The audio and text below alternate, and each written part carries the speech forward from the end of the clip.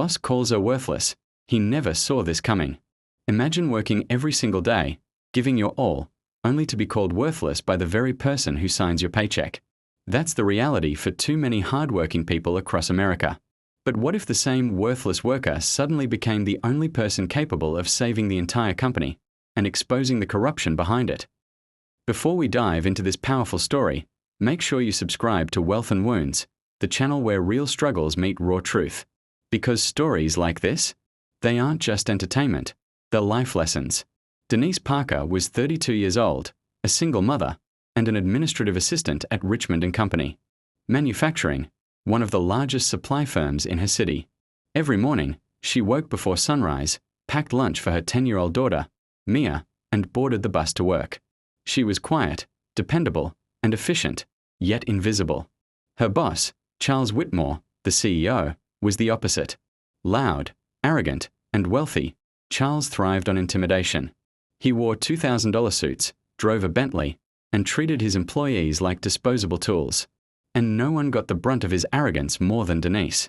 "You're just a paper pusher, Denise," Charles sneered one morning in front of the whole office. "If you disappeared tomorrow, no one would even notice." The word stung, but Denise swallowed her pride. She couldn't afford to lose her job, not with Mia depending on her. Still, each insult cut deeper. He called her worthless, slow, and replaceable. He'd slam files on her desk and bark orders like she wasn't human. But what Charles didn't know was that Denise had a quiet gift, a mind for numbers.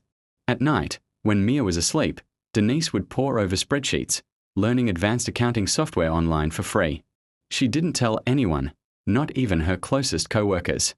To them, she was just the assistant. But inside, Denise carried a hidden power.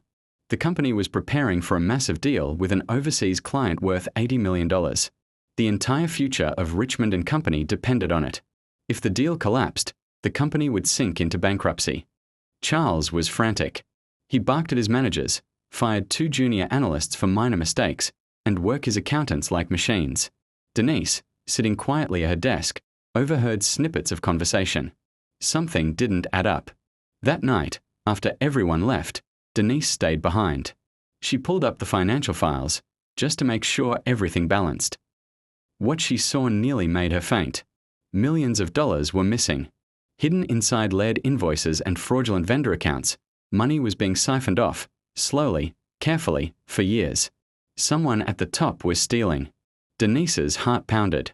If she revealed this, she could lose her job, or worse.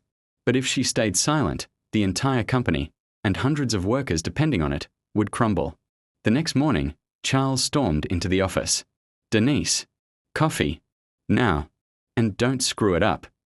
She obeyed, but inside, fire burned. She had printouts of the fraudulent accounts hidden in her purse. She wanted to throw them in his smug face. But timing was everything. That week, the board of directors gathered for an emergency meeting. The overseas client had raised concerns about irregularities in the accounts. Charles stood tall, lying smoothly, blaming junior accountants. But just as the board was about to accept his excuses, Denise stood.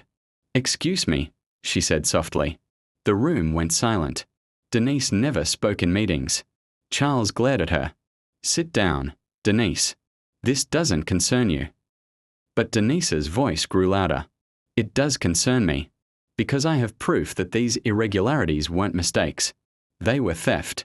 And the person responsible is you, Mr. Whitmore." Gasps filled the room. The board members leaned forward. Charles's face turned red. "You're insane. You're just a secretary. Nobody cares what you think." But Denise calmly laid out the documents, line by line, invoice by invoice, showing how Charles had created fake vendor accounts to funnel millions into offshore holdings. The board erupted. For the first time, Charles looked small. His arrogance cracked. "You don't understand," he stammered. It's complicated."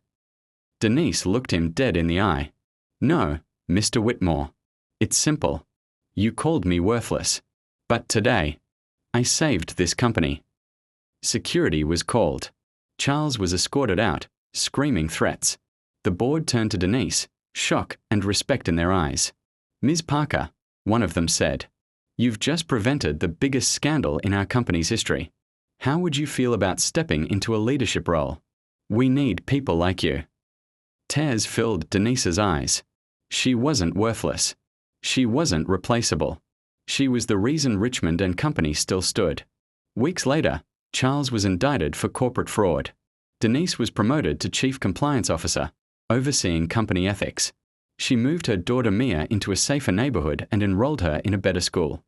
But Denise never forgot those words, worthless. She realized something powerful. People will try to define you by their arrogance, but only you can decide your worth. Just when Denise thought the storm was over, an envelope appeared on her desk. No return address. Just her name, typed in bold. Inside was a single piece of paper. Denise Parker, you exposed the wrong man. Charles Whitmore wasn't working alone. Watch your back. Her hands trembled. The victory wasn't the end. It was only the beginning of a bigger, darker battle. And that's where our story pauses, but not ends. Because when the underdog rises, the powerful don't stay silent. They strike back. Will Denise survive what's coming next? Or has she stepped into a war she's not ready for? If you want to find out what happens in Part 2, make sure you subscribe to Wealth and Wounds right now.